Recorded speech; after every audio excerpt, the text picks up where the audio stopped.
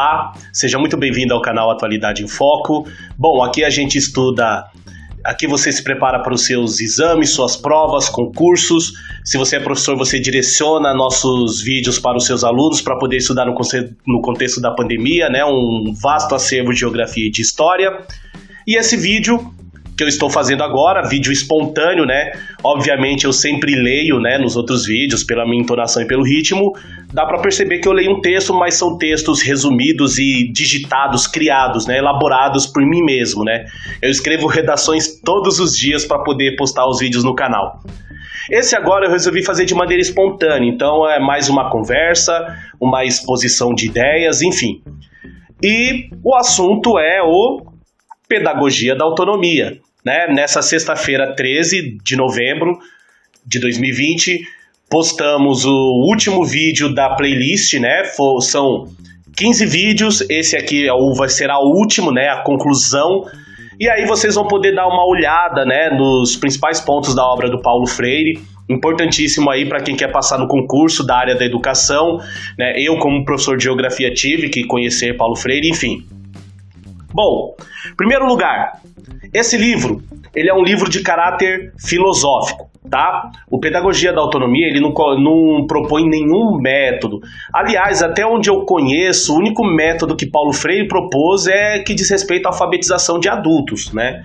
Mas esse aqui, ele é filosófico, ele está discutindo a educação e os saberes que necessita o educador, tá? Então, primeiro ponto.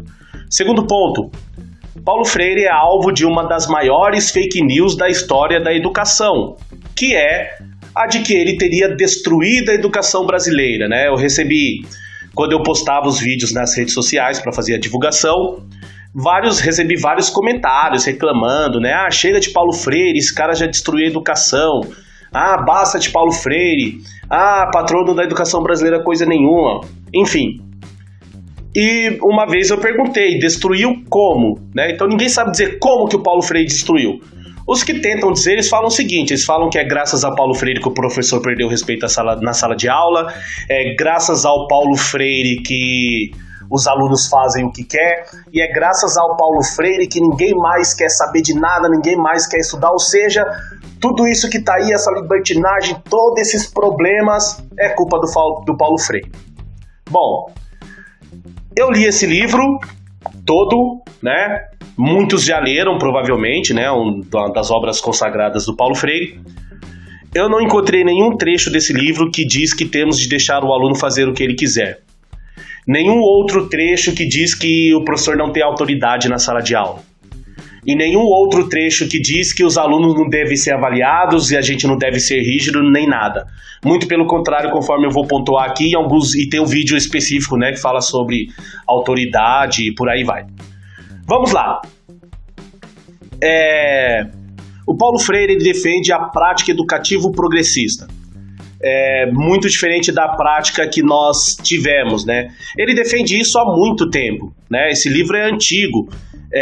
Eu tenho aqui a 21ª edição de 2014, mas é óbvio, esse vídeo tem mais de 30 anos, eu não lembro exatamente quando o livro foi escrito, confesso, né? A 20ª edição, 21ª, 24ª, nem lembro, é uma edição mais recente. Essa prática educativa progressista é uma prática que visa romper com o que ele chama de ensino, com o que nós conhecemos como ensino tradicional.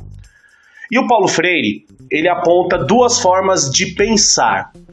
O professor que executa a prática tradicional é o professor que, no entender dele, pensa errado. Como é que é o professor que pensa errado? É o professor que pratica o chamado ensino bancário.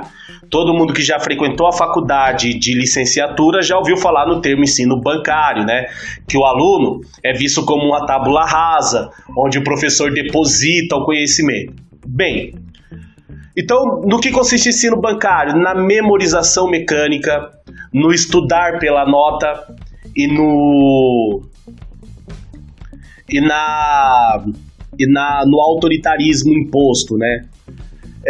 Quem foi educado no ensino formal, né? Eu nos anos 90, as minhas aulas de geografia, vou falar da geografia que eu sou professor de geografia, né? E de história.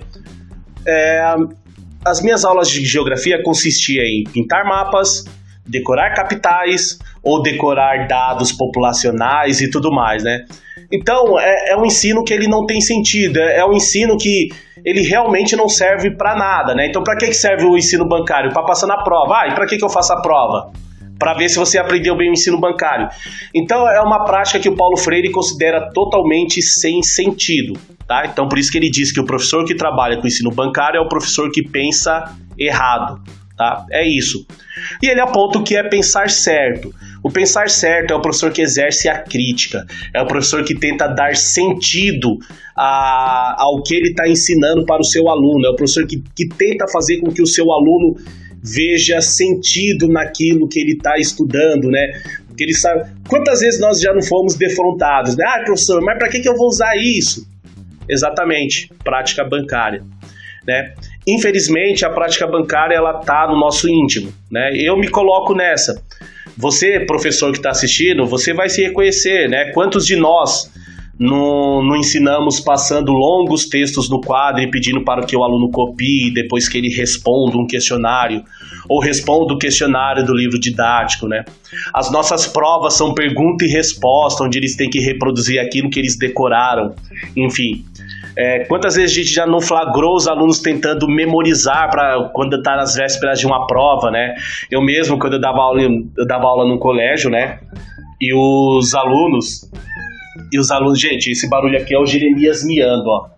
O Jeremias, tá? Ele tá querendo atenção, então vocês vão ouvir alguns miados dele aí. Então, quantas vezes, né, eu já não presenciei um aluninho sentado assim, com o livro, o outro aluninho na frente, aí o aluninho do livro pergunta, o que é tal coisa? Aí o aluno pensa, isso, nananã, e aí comemora, eu sei. Na verdade, esse aluno memorizou, né? Então, esse aluno não estudou, não aprendeu, não se apropriou do conhecimento, ele só memorizou. E é contra isso que o Paulo Freire luta. E eu imagino que todo professor, mesmo um professor que odeia o Paulo Freire, ele não quer ensinar para o aluno esquecer depois. Eu não imagino um professor, mesmo aquele que tem as suas críticas ao Paulo Freire, que queira fingir que está ensinando.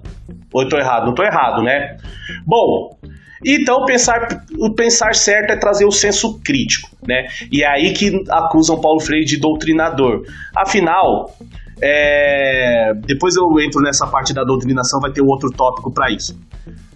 Pensar certo, uma das tarefas do pensar certo, e talvez a tarefa mais árdua, é a tarefa da curiosidade, né? Então, a forma correta do aluno conseguir se apropriar do conhecimento é que ele queira. Ninguém ensina nada para quem não quer aprender, não tem como, tá? Não tem como. A gente só ensina para quem quer aprender. E aí o grande desafio é fazer esse cara querer aprender, né? E aí o que o Paulo Freire propõe? Curiosidade. A gente tem que arrumar uma forma. Eu sei que é desafiante, é difícil. Eu tô lutando por isso no meu dia a dia, na minha sala de aula. Eu enfrento esse desafio. Fracasso muitas vezes, como todo professor já fracassou algumas vezes, e isso é normal. Mas é a curiosidade que traria o aluno pra gente e que, segundo Paulo Freire, faria o aluno buscar cada vez mais. E aí, o desafio da curiosidade, ele se dá por coisas que vão além do muro da escola. Infelizmente, o aluno de hoje, ele não quer estudar, ele não gosta da escola, ele frequenta a escola por obrigação, né?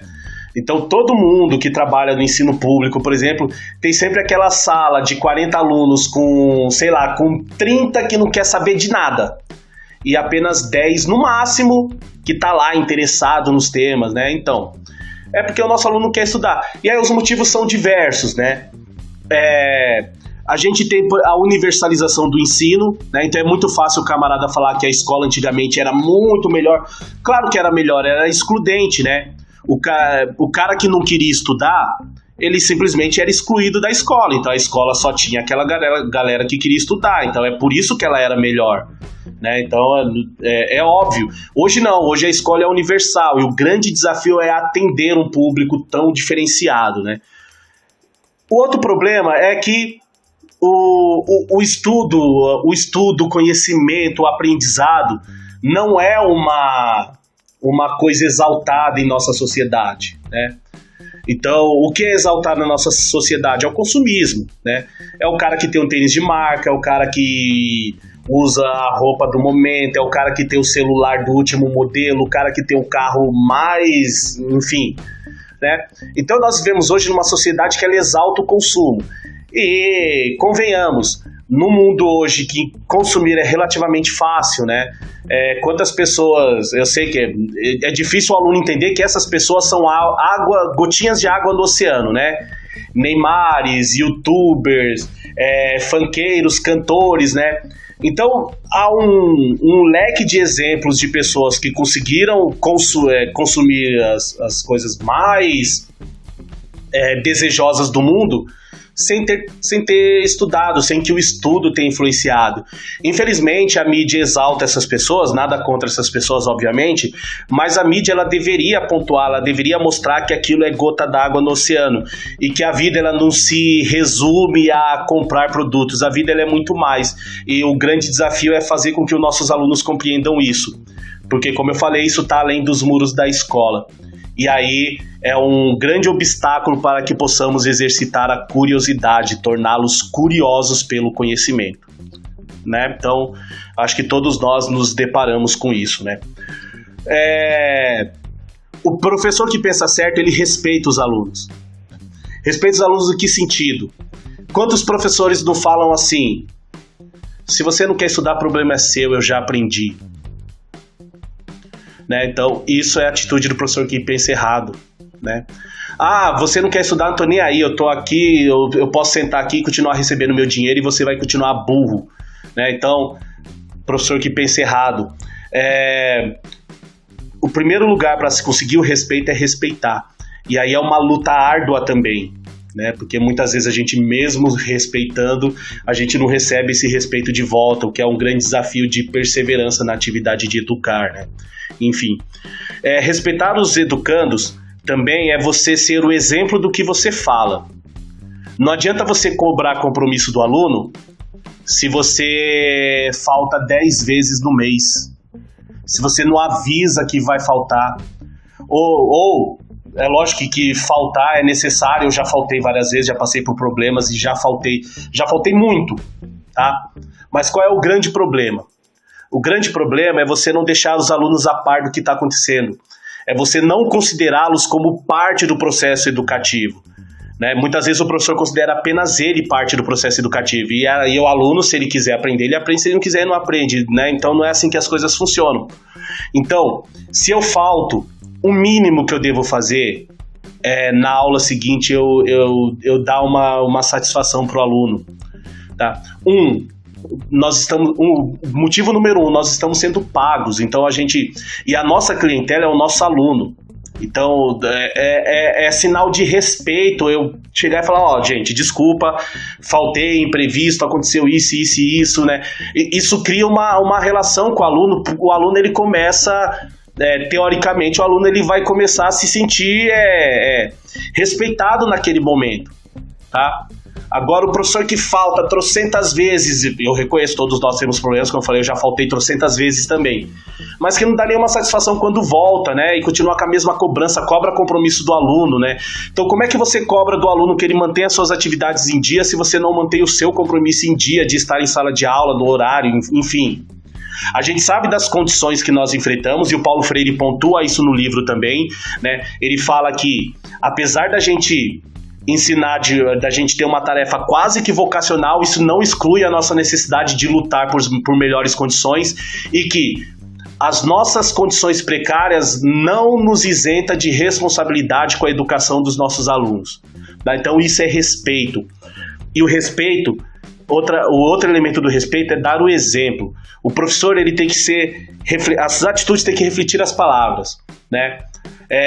O Paulo Freire ele fala no livro, né? Como é que eu quero que o aluno lute por uma vida melhor, se eu no meu dia a dia eu me mostro um professor desanimado, né? Então eu faço um belo discurso: vocês têm que lutar pelos direitos de vocês, né? Mas no dia a dia eu não luto pelos meus direitos, né?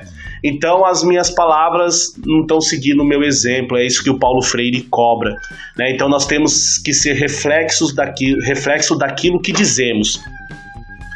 Paulo Freire também fala sobre o inacabamento.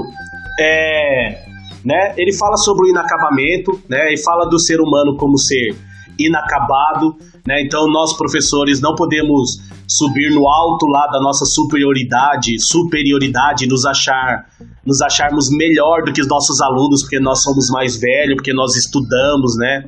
Enfim, e que o inacabamento ele é o ponto crucial para a educação. A gente só existe educação entre a humanidade porque nós somos inacabados. Se fôssemos completos, não precisaríamos do processo educativo. E, pasmem, críticos do Paulo Freire, ele fala sobre autoridade.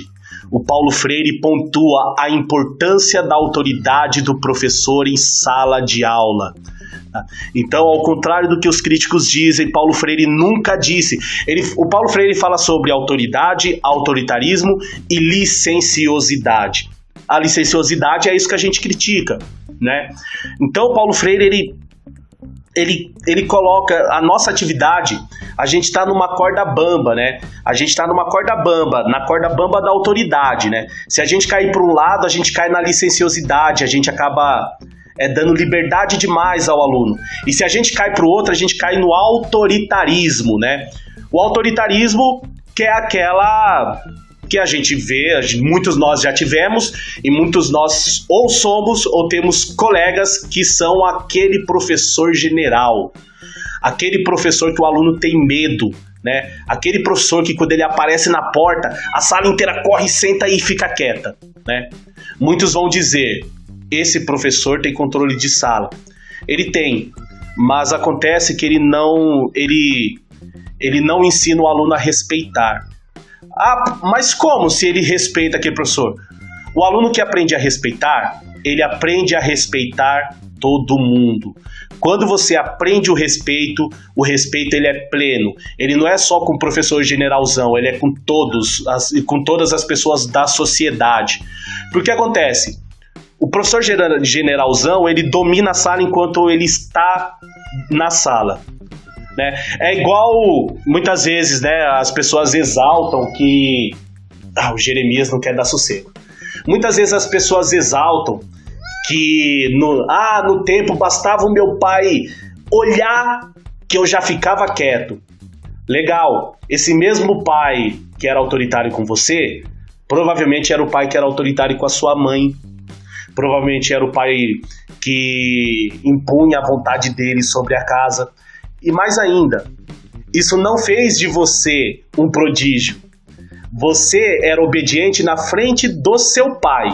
Provavelmente, e isso faz parte da infância e da adolescência, a gente já fez muita coisa errada e muitas vezes tivemos medo dos nossos pais descobrirem, tá? Então, o grande desafio é aprender a respeitar o respeito pleno. E o respeito pleno não se alcança com autoritarismo. O autoritarismo pode facilitar o seu trabalho como professor. Você chega lá, você impõe, todo mundo cala a boquinha, senta na mesinha, faz lá. Aí o máximo que você vai conseguir como autoritário é o ensino bancário, né? Então você vai conseguir que todos os alunos façam atividade, entrega e tudo mais. Só que ali ele fez por medo, né? E respeito por medo não é respeito, é terrorismo, autoritarismo, né? O terror da caneta vermelha, né? Enfim, e por aí. A autoridade que o Paulo Freire defende é a autoridade em que professores e alunos assumem limites éticos, tá? Limites éticos são limites. O aluno, ele deve reconhecer nas suas atitudes os limites que ele ultrapassa, os limites que ele deixa de ultrapassar. Da mesma forma, o professor, né? Eu tento colocar isso em prática, né? Eu tento combinar com os meus alunos o que é certo, o que é errado na sala de aula, né? E aí quando acontece alguma coisa, algum desvio, eu tento cobrar o que nós combinamos, né? Como é que nós devemos fazer. E muitas vezes os próprios alunos acabam policiando quando a gente combina, né? Então, a autoridade é fundamental. Paulo Freire defende a autoridade. Tem um episódio aqui na playlist do Paulo Freire sobre autoridade. Assistam lá para quem quiser saber mais, tá? Outro assunto sensível: ideologia, política e neutralidade. Acusam o Paulo Freire de ser doutrinador. acusam nós, professores progressistas, professores idealistas, de serem doutrinadores, né? Paulo Freire fala o seguinte: a ideologia, ela está em todos os campos da vida, não há como escapar dela. E a tarefa do professor não é dizer que a ideologia não existe, ou que ele não é ideológico, ou que ele não tem um determinado lado no espectro político, né, que hoje a gente conhece como esquerda, direita, enfim, né? A neutralidade simplesmente não existe em campo nenhum. É óbvio que eu não vou chegar para o meu aluno e falar, você tem que odiar os capitalistas e blá blá blá. Não. O Paulo Freire, ele propõe que a nossa tarefa é fazer com que o aluno perceba a sua realidade, perceba o porquê da sua realidade. E quando eu trabalho, por exemplo, com o problema do saneamento básico, né? Então, se eu tenho uma clientela que mora perto de córregos e tudo mais, com aquele lixo, aquele cheiro, aquela mosquitaiada voando e tudo mais, por que não trabalhar isso dentro do conteúdo? Isso é doutrinar, né? Então, eu tentar fazer com que o aluno perceba por que ele vive essa realidade seria doutrinação? Eu creio que não, tá? O que eu não posso, de fato, é dizer que sou neutro. Ó, alunos, eu não estou nem do lado nem do outro. Aqui eu só estou para ensinar a matéria. Quando o professor assume neutralidade, ele automaticamente permite que as atrocidades continuem acontecendo, tá? Atrocidades que todos nós que damos aula já vimos acontecer na escola, alunos que passam por abuso em casa, alunos que não têm o que comer em casa, só comem na escola, alunos que vivem em situação de violência, alunos que vivem com familiares no mundo das aulas, ou seja, uma grande gama de atrocidades. E se eu chego na sala de aula e digo que sou neutro, eu estou simplesmente permitindo que essas atrocidades continuem, tá? E um último tópico do livro, a amorosidade, né? Por mais que pareça romântico, eu odeio romantizar o trabalho do professor, tá? Eu odeio que mostrem aquela história do professor que fez a diferença, se superou apesar do salário uma ova. O professor se superou porque ele tem amorosidade, e isso não quer dizer que ele não mereça respeito e não mereça valorização. Então, em vez de exaltar a atitude do professor, que apesar das adversidades conseguiu alcançar algo ali, critica por que ele não ganha bem, por que ele não tem uma boa condição de trabalho para que ele alcance ainda mais, tá? Então, a amorosidade não pode ser confundida com sacerdócio, com vocação. Não, a amorosidade, a gente tem que gostar do que faz. Eu, pessoalmente, escolhi ser professor porque eu queria uma profissão que tivesse sentido e eu queria gostar do que eu faço, tá? Nada contra as outras profissões, mas eu não queria que a minha profissão se limitasse a convencer alguém a comprar alguma coisa de que não precisa, ou, enfim, né? Ou ficar acumulando papéis em gavetas, em arquivos de computador, enfim, né? Mas o gosto é de cada um. Eu gosto de ser professor e isso não quer dizer que eu não deva lutar pelos meus direitos e pela minha valorização, assim como vocês, professores, que provavelmente estão assistindo. E para finalizar, a obra do Paulo Freire, essa obra de caráter filosófico, ele defende apenas algumas qualidades que o professor precisa ter para que ele seja educativo, progressista, tá? E qual é o grande desafio? Eu já falei várias vezes, o grande desafio é que, apesar de Paulo Freire, dessas ideias estarem nos currículos, né, de todas as redes, né, então as ideias estão lá, né? Então, quando a gente olha o currículo, qual é o objetivo? Desenvolver o senso crítico, preparar o cidadão no mundo, enfim. E aí, muitas vezes, nós não conseguimos, né? Isso ocorre por quê? Porque nós tentamos aplicar uma prática construtivista, essa é a minha opinião, tá? Uma prática construtivista numa escola que ainda tem um formato tradicional, né? Então a gente ainda tem uma escola seriada, com salas onde um professor entra e o outro sai, fica aquele revezamento, onde o aluno ainda é obrigado a trabalhar com caderno, né? Eu trabalhei numa escola em que a gestão queria que eu fosse inovador na minha sala de aula, desde que fosse com a lousa e com caderno. Porque se eu trabalhasse com jogos, se eu trabalhasse com brincadeiras e outras coisas, eu não estava dando aula, eu tenho que ser inovador com caderno, né? Então, alguns desafios que a gente enfrenta.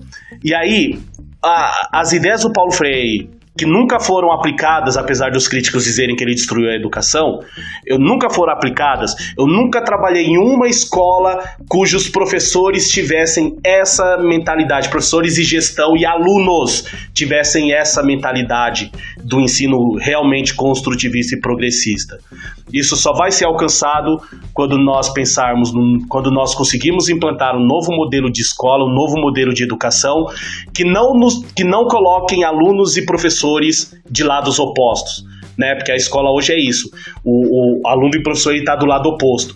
O professor é aquele que tem a tarefa de conter o aluno na sala de aula, e o aluno é aquele cidadão que é obrigado a estar em sala de aula, né? Então, isso tem que ser revisto. Só assim a gente vai conseguir aplicar boa parte dessas ideias que o Paulo Freire propôs. Ok? Bom, é isso aí. Espero não ter me alongado muito, espero que eu tenha esclarecido algumas coisas, né? Coloquei aqui minhas opiniões pessoais que normalmente eu não coloco no vídeo. Em breve nós vamos começar o Geografia Pequena História Crítica, né? Professores de Geografia e professores da área da pedagogia, professores de Fundi 1, né? As professoras que também dão aula de Geografia, acompanhem, entendam um pouco o projeto da Geografia, enfim. Siga-nos em nossas redes sociais, né? Ou na descrição tá os links, né, do Instagram, do Twitter e do nosso Facebook. E é isso aí, né? Nos vemos em breve. Um abraço, até a próxima e viva Paulo Freire!